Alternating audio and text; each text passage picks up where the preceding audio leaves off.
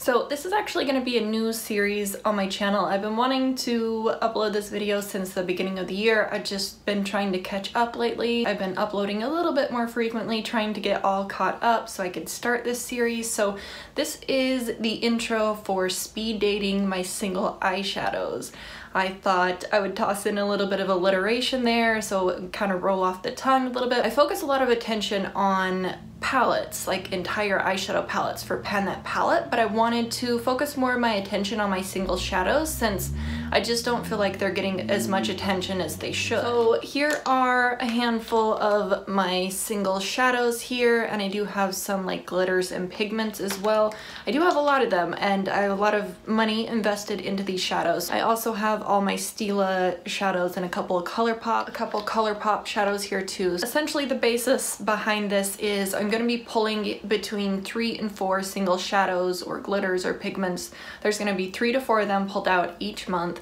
I'll give like a little intro, and then I'll just show you guys some of the different looks that I've used incorporating some of the shadows. So I've already went ahead and picked out 2 of the shades. One of them is actually on my eyes today, one that's on my lids right now, and this is a really pretty color. This is from Kiko right here. So this is going to be the first shadow that I pull out. This is one of their long-lasting wet and dry eyeshadows. This one is in number 200, and I think this is a dupe for something like a MAC eyeshadow or a MAC highlighter, or one of these are. I'm not entirely sure, but this one is gorgeous. So again, like I said, that's what I have on my lid. If I use this wet, it intensifies it tenfold, but right now I just have it dry over the top of my Laura Mercier Caviar Stick in Moonlight.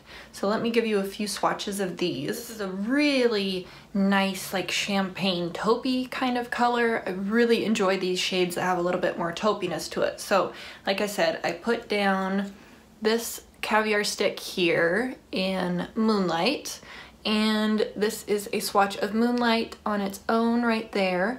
Then I put Moonlight down, blended it out, and put the Kiko shadow over the top of it, and then this is the Kiko shadow on its own on the far side over here.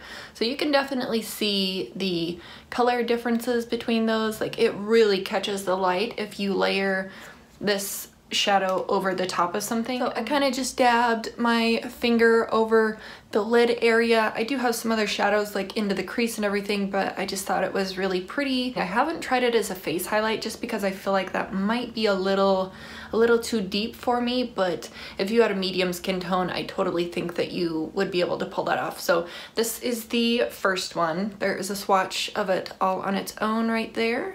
The next shadow that I'm pulling out is one that I have been in love with for a very long time. I just haven't reached for it since I think October of last year. So this is one of the older Makeup Forever shadows right here. You might have seen me wear this in my makeup that I want to finish off before the end of 2018. I'll link that up in the cards up there as well as in the description box. You can see it being used. I had applied it just at the inner corner of the eye and kind of blown it out a bit, and then just had like neutral shadows all over the rest of the lid. But this is a very bright, intense yellow shade, and unfortunately the number on the back has completely rubbed off, so I can't tell you what the number on this old Makeup Forever shadow is, but they don't even make these anymore, so it's essentially just me getting more use out of it. I do use this almost every single year for Halloween because I have a really bright, colorful look every year when we go to the Witchapalooza.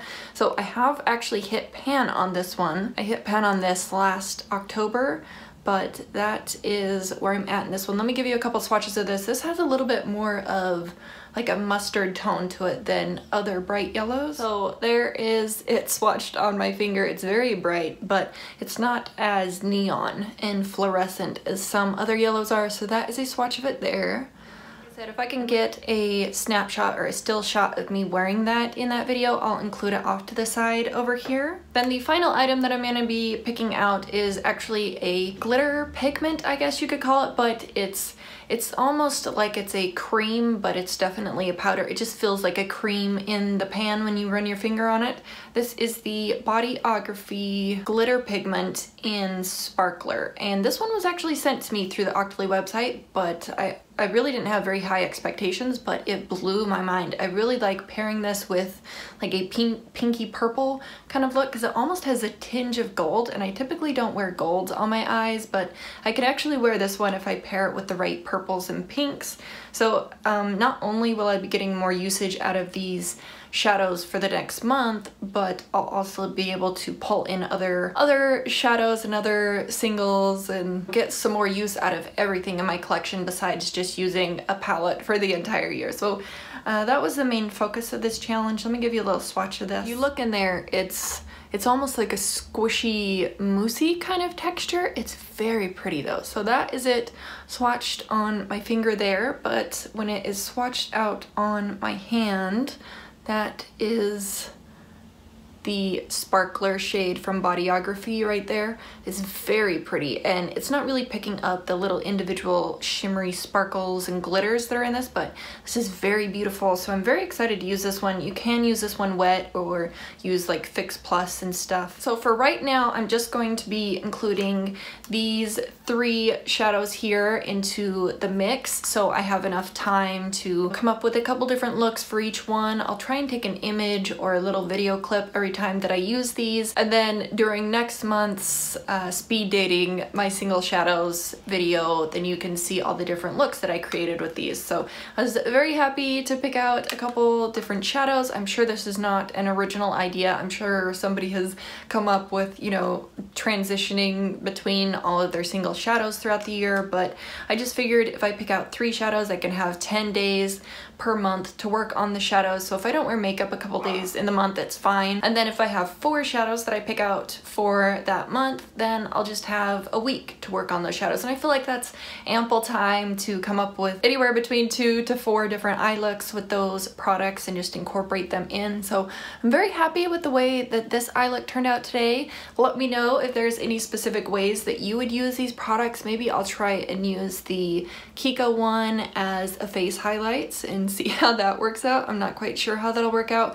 I'll definitely pick out some ones that don't look so similar next time, but these two, even though they do look very similar in the swatches, they look entirely different. The Kiko one has way more of a taupiness to it, like more of a cool toned look, as you can see on my eye, and then this Bodyography one, it definitely has more of a warm toned look to it. It's more of like a warmer gold. If I find that I need 4 shadows every time and 3 isn't going to be enough to entertain me for the whole month, then I can even go into like my MAC palette over here. This palette has a lot of my overflow shadows and a lot of my colorful ones, so maybe I could pull out a handful from here at the end of the year if I start running out of shadows. I do have 42 single shadows and like glitter pigments and everything here together, so if I'm picking 4 out every month, then I'll have enough for 10 months, which will bring me to the end of the year, but I'll probably mix it up, pick 3 some months, pick 4 some months, but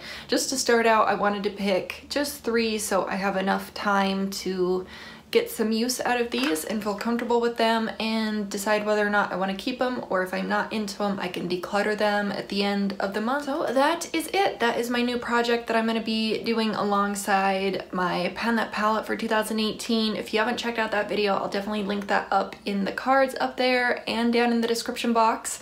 The update number 2 should be coming up very soon at the end of March. So that is it. I really appreciate you guys watching, and I will see you in the next one.